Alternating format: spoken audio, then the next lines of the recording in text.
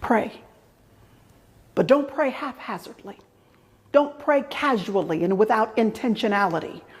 Pray in alignment with the truth of God. This takes attention. This takes forethought.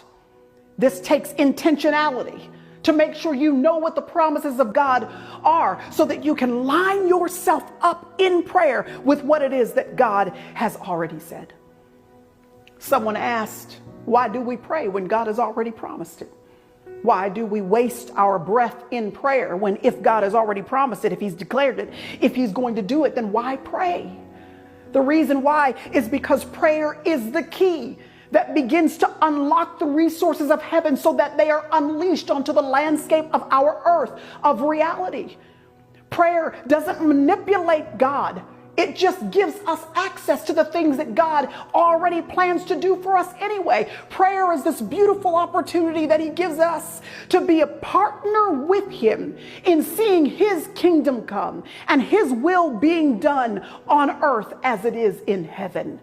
Our God has given us the key to work with him, to be in conjunction with him as his purposes are unleashed on planet Earth. Why wouldn't we use a key like that?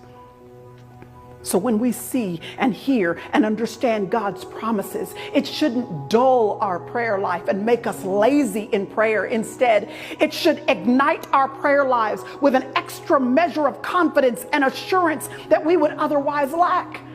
Now that we know God's promises, instead of floundering in our prayer lives, now we've got some concrete truths to rest what we're saying on. God's promises then become a roadmap for us, a track to follow so that our prayers are actually rooted in something specific. God's promises become an arrow that point us in the right direction, and in and of themselves, those prayers actually then become the destination too.